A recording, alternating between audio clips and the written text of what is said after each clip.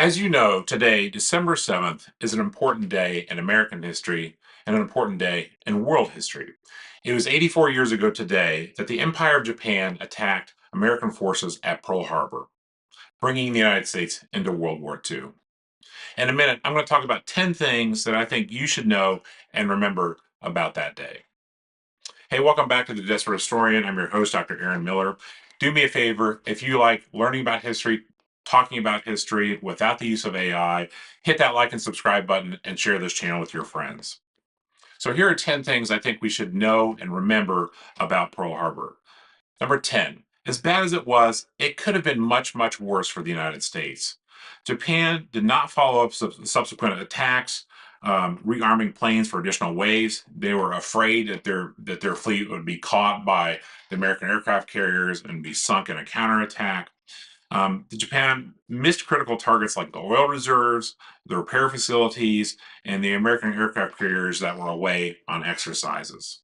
If the attack had taken place on the high seas and deeper waters, the rescue and salvage operations would have been much more difficult, and the total death toll would likely have been higher.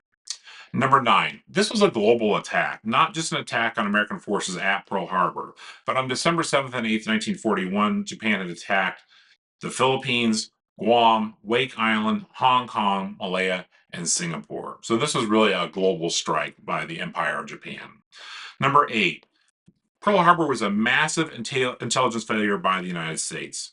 The Japanese fleet had taken 2 weeks to cross the Pacific Ocean without discovery. The United States had broken the Japanese diplomatic code, but not the naval code. And we had early radar facilities at Pearl Harbor, but they didn't trust these early facilities. They didn't trust these readings. They thought that maybe these readings they were getting of the Japanese aircraft coming in were actually B-17s that were supposed to be arriving from the mainland. Additionally, the radar facility did not have a telephone of its own to contact the base. Instead, the operators had to use a bicycle to ride to a gas station to inform their superiors of what was happening. Additionally, earlier in that morning, the USS Ward, a destroyer, had sunk a Japanese midget submarine hours before the main attack commenced. But these reports were dismissed by higher ups, and they did not put Pearl Harbor on higher alert. In 2002, the remains of that midget submarine were found, validating the accounts by the crew of the USS Ward. Additionally, the United States had shut off raw materials to the Japanese because of Japan's war with China. After Japan had attacked China, the United States had supported China and had frozen Japanese assets, but also shut off shipments of steel and oil to Japan. Japan had a limited supply of oil.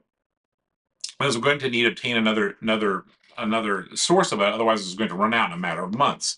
So by shutting off, by creating these embargoes of necessary war supplies to Japan, Japan was going to put its timetable of action, its timetable of attack into action.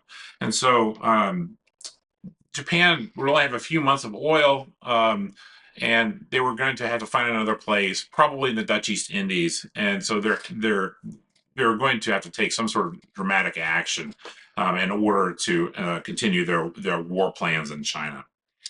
Additionally, American fear of sabotage at Pearl Harbor really would create more damage to the ships and aircraft. Due to this fear of sabotage, they parked the ships and aircraft close together, which made them easier to guard against sabotage, but also made them easier to attack from the air. And so when they exploded or caught fire, they would damage the ships and aircraft that were next to them.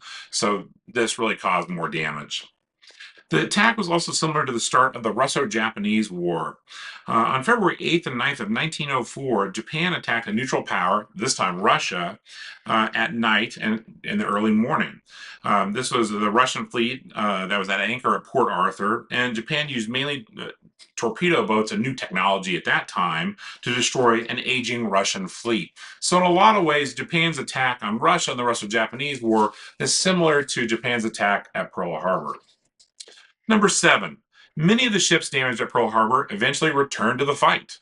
The battleships, USS California, USS West Virginia, the Nevada, the Maryland, and Tennessee were all salvaged and able to return to action later in the war. Number 6, General Douglas MacArthur, who was in the Philippines and commander of the U.S. Army Forces of the Far East, failed to act. He failed to execute War Plan Rainbow 5 after learning of the attack. Although his air and naval assets were pretty limited in the Philippines, it might have been an opportunity to catch Japan off guard. And although a counterattack may not have saved his command of the Philippines from ultimately falling, it might have bought the United States and the Allies more time. Number five, Americans had already been fighting and dying in World War II. Of course, World War II had started before December 7th, 1941, in Asia and Europe, and Americans had volunteered to fight for foreign militaries. Additionally, the United States has supported the Allies through the Lend-Lease Act and was fighting an undeclared war against the Axis in the North Atlantic. Probably most famously, the USS Reuben James, a destroyer, was sunk by the U-boat U-552 near Iceland on October 31st, 1941, resulting in the deaths of 115 American sailors, marking the first U.S. Navy warship lost to enemy action in World War II. The USS Kearney was torpedoed and damaged by U-568 near Iceland on October 17, 1941, with 11 crewmen killed. Additionally, the USS Salina was torpedoed by U-106 off Newfoundland on September 30th, 1941, but was able to return to port. Additionally, German U-boats also attacked merchant ships such as the Robin Moore, the Black Hawk, the Luftkammer, the West Harshaw, and the Black Gull. Actually, FDR had hoped that this sort of fighting in the North Atlantic would draw the United States into World War II. FDR, Franklin Roosevelt, and his military advisors considered Germany to be the larger military threat in World War II. I think that's a correct assessment. So they'd hoped that the United States public, which had wanted to stay neutral, might be convinced of joining the war and help out the British and Churchill against Germany. But this was not happening. The action in the North Atlantic was not really moving the public sentiment towards joining the war on the side of the Allies. Number four, the attack on Pearl Harbor proved General Billy Mitchell was right. Billy Mitchell was an American Army general who was working in the Air Corps, and he believed that the future of warfare was the Air Force, was an Air Force. He thought that whoever controlled the skies would be able to win the war. And so after World War I, in order to assess his military doctrines and his theories, and to prove to the American policymakers about the necessity to have an independent and modern Air Force, they did some tests where they used American airplanes against captured German naval ships, as well as some aging American vessels too, as sort of a test to see if aircraft could sink ships. Well, despite the ability to damage and sink some of the ships, the Navy said that this test was invalid. It was not a fair experiment.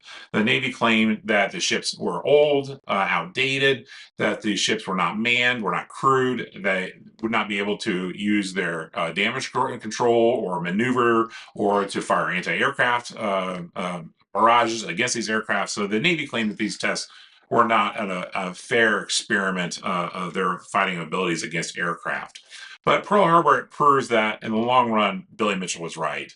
Billy Mitchell was actually a court-martial for his accusing superiors of being almost treasonous and negligent of supporting and developing a modern American Air Force. Number three, the attack turned out to be a major miscalculation by Japan and ultimately a blunder, a disaster for the Japanese. Many Japanese, including the architect of the attack, Admiral Yamamoto, knew firsthand about the industrial might of the United States. After the attack, the U.S. would build 150 aircraft carriers and thousands of aircraft before the end of the war. That is a pace that the Japanese could not keep up with. They industrially were not capable, and they had the raw materials. They were also constantly under attack from U.S. submarines or later on U.S. Bombers. And so Japan could not keep up industrially with the United States. And as I previously stated, Japan failed to inflict more damage against other targets at Oahu, missing the carriers. And many of the ships that were damaged or destroyed at Pearl Harbor were aging, slower battleships, and they were no longer frontline fighting ships.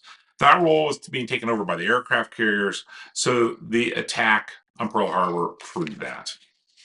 Japan may have been counting on a fact that a quick, decisive strike may have encouraged Americans to sue for peace. This was a bit of their military doctrine at the time, that quick strikes against opponents would convince them to sue for peace. But instead, the exact opposite happened. It galvanized American sentiment to support the war, to join the war on the side of the Allies. In fact, there had been a major political movement called the America First movement, with many figures, prominent figures like Charles Lindbergh, supporting this movement to keep America out of World War II.